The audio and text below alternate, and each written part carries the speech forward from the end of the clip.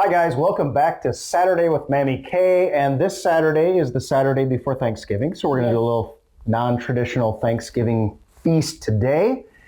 Today we will be doing, what? I said great. Yeah, well, I guess you're hungry, huh? Yeah. Okay. Today we're going to be doing chicken because we didn't want to do a turkey, but we're going to do a brick chicken with a maple glaze and traditional seasonings on that. Sweet potatoes and sweet corn. Cream corn, actually, homemade, which we're going to make ourselves right in front of you. The rest of it's pretty much ready to go. We'll dress it up, we'll get it together, and we will be ready to eat momentarily. Hope you enjoy it. You ready to eat? Yes. Okay. Okay, so for this recipe, we actually took a whole chicken and I brined it overnight in some salt and some seasoning.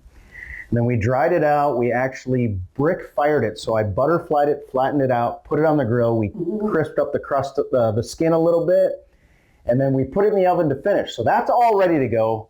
We've got wild rice ready to go because we made wild rice with our tuna steaks a couple weeks ago. We're not going to waste that. We've got wild rice ready to go. We've got a sweet potato that's ready to go. And for me, we've got stuffing because you don't like stuffing. Yeah, I don't like stuffing. Yeah, okay. So all I have to do today is finish making the cream corn, and we're going to make this from scratch. So what we're going to do is just take cobs of corn, and we've still got a little bit. I mean, it's far from summer, but we still have corn on the cob available in the grocery store, and it actually looked pretty good. Yeah. So we're going to give this a try, and we're just going to shave the kernels off without getting too far into the cob. And then what we're going to do is actually go ahead and take the back of the knife. What you want to do as you finish is take the back of the knife and just get everything else out of there. It's like that second pass when you're eating sweet corn. You always go back and nibble on it a little bit. Yeah. And we're going to do that for each of these. But in the meantime, I want to let you know what we got going. So we've got one of the things that we're using today in the spirit of harvest, Thanksgiving, right? My cousin Jeff harvests his own maple syrup from the tree in his backyard, and you've had that a little bit before. So we use that with a little soy sauce to glaze our chicken, and we have used it from time to time. We'll put a little bit on your sweet potatoes today with a little fresh nutmeg and cinnamon and all that. That'll be delicious. And with the wild rice, and we also made a gravy from the drippings, of course, because we're not going to waste any of that flavor off that chicken as it cooked. And with all of that put together, I think we'll have, it's not going to be a traditional Thanksgiving in any way, shape, or form, but it's going to be good, I think. So I will finish up with this corn, and we'll be back in a minute. As soon as I'm done processing it, we'll be ready to put it together, throw it in the pan. And right in front of your eyes, we can go ahead and sizzle this up. It's homemade cream corn, and it's absolutely delicious, but it really doesn't take much. All you got to do is clean your own corn, get it all ready to go, and we'll show you how it's done. Okay, so we have all of our corn ready. What we need to do now is go ahead and get our pan heating up on medium-high heat. And we're going to do a traditional roux just like we've done in the past. This time, equal parts butter and flour. And I will get the butter started right now. And then what we're going to do is add the fresh corn to it with all the juice and everything. It's all good and sweet. This, however, and especially with sweet corn, you want to taste it. Once sweet corn gets cut off the stalk, within 24 hours, a lot of the sugars start to turn to carbohydrates or something else that doesn't taste as good. So we've got a little white sugar. We're just going to dress it up if we need to. And we can dial this in perfectly with just a little sugar, some salt, and then we'll add our cream to it. And with this roux, it's going to thicken out just the way we like it. And I don't want this pan to get too hot. I'm going to drop the heat down just a little bit. Add my flour. And all we're trying to do is cook out any raw flour flavor from this. Doesn't take very long at all. And you can see the bubbles form. That just means that water is releasing from the butter. And now we want to kind of deglaze that now that we've got it. Before it starts turning brown, and now that it's fully cooked, we're going to go ahead and add our corn. You can hear that sizzle. Again, that's water. That's going to deglaze the pan, make sure everything cools down a little bit. Stays nice and white. We want everything blonde for this. We don't want any dark colors in our cream corn. And I can go ahead and mix that in. And you can hear it sizzle a little bit because our corn obviously is raw, so it needs to cook. And then we'll finish by just adding just the amount of cream we need. And again, it's going to thicken up, so we're going to add a little bit extra. And I can actually turn the heat up a little bit. Creamy, creamy corn. Ooh, Sound good? Ooh, yes. And now that's nice white color. We'll let it cook down until it's as thick as we want it. I'm going to season it up. I can add a little of the white sugar, which isn't something I use a lot. Like in this recipe for sweetness, we use our Jeff's maple syrup for almost everything. Something that's got a lot of mineral content and all that to it. But for this, we'll just make sure it's sweetened the way we like it. Salt it, season it to taste. If you wanted to use pepper, I would use white pepper on this. And we should be good to go. And then we're ready to plate up for this meal. That looks very good. Okay, well, we are ready to plate up, and there is a lot to do. So what we're going to do first, we made, of course, a gravy from the drippings of the chicken that we did. We're going to use a little bit of that just to get the plate kind of ready. We'll put more on top, not a huge amount.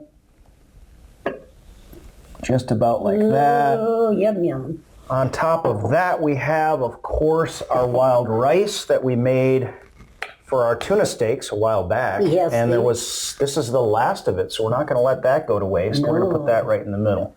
Make a little bed there, and the bed is just as much of an afterthought as anything, because I'm coming over here, and we did this brick fire style on the grill, and then finished it in the oven after glazing it with some of Cousin Jeff's, and it's just falling apart. I don't even need the knife at this point. That's wonderful.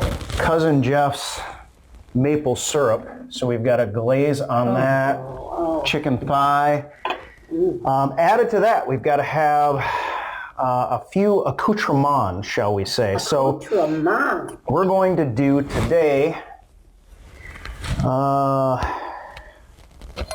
little bit of, I think, toasted almond. Shaved almonds would be good. And then we're going to add a little bit of I'm going to do this quickly. You want to lift it with a little freshness, so we're going to add some just minced parsley. I can do that pretty quick here. Add that on the top. And that also adds some color. To that, we will shave a little bit of, even though I don't know where my microplane. There we go. I had to step away for a minute. But again, for just that sort of citrus and light acidic lift to all the heaviness and the sweetness of the maple syrup and the chicken and the gravy and all of that. Give it a little zing in there. Yep, we're going to add a little bit of that. I can smell the zing. And of course, we've got our sweet potato, which I kind of wanted to do a different way. All I did was bake it like usual. But then what I thought is I got a big sweet potato. I can split it in half with the chef's knife, and I've got two nice scoopable portions. So I think I'm just going to take my disher and scoop it like a mashed potato scoop, and we'll put that right on there as well. And that's going to add some color, some flavor. That's nice and sweet. Of course, we've got to touch that up a little bit because we're in the South, so we're going to put a little nutmeg on there. And that's going to make it good. Our cream corn is ready to go that we just finished, and that, with a little stir, is going to be ready to go in the corner. And I don't think that's going to hurt us one bit whatsoever. And a garnish or two isn't going to hurt. I don't know. I went and got jellied cranberries, which is the most kiddie thing in the world. But I still like it. I like chili cranberries. Chilied cranberries? Jellied. Oh, jellied. Okay. Yes. And we're gonna put that down there for you, just traditional style, along with a slice of orange. I used to make cranberry cocktail. Cranberry Every cocktail, year. that sounds good. Mm-hmm. And I don't think we could really ask for a huge amount more than that on Thanksgiving. It's not traditional, it's not turkey. But it looks very delicious. I think it's gonna feed us. Yes, All right, it's gonna feed us. Mammie K, it's time for your prediction. You don't get to eat till you do it. So what's my the story? goodness. Well, I'm gonna put a little gravy on top. Okay. The story is the Vikings and the Packers are always a big battle. And I think if we are on top of the game, we're going to do just fine. And I predicted the score to be 24-17. 24 Packers, 17 Vikings. So we'll see how that turns out. On Sunday. It's hard to say. It's going to be a big one. It's going to be a very big one. Okay, so we're having something, a blast from the past to drink with this, a warm cider / orange wassail is what it is. And in place of any rum or anything like that, I did molasses, blackstrap molasses, which is really good for you. So you got that, adds a little sweetness. But this is basically equal parts, or a little bit more cider, equal parts cider and orange juice, mulled with cinnamon sticks, like whole spice cinnamon sticks, whole clove, allspice, and of course fresh nutmeg like we put on your sweet potatoes. So everything kind of comes together, but this wassail is the wassail that I tried to make that matched with the Madrigal dinner that we used to have when we were kids. Yes. But this is not the first cider that we have dealt with. When we were kids, Dad used to press cider, right? Yes, we would go to my uncle's orchards in Sturgeon Bay, and he would make cider. He would make gallons of cider. And it was the most delicious cider because it had many different apples in it. Many different kinds of apples. Yep. And he used to take the apples and the cider to the Green Bay Packer games and sell it there. Oh, I didn't know that. Yes.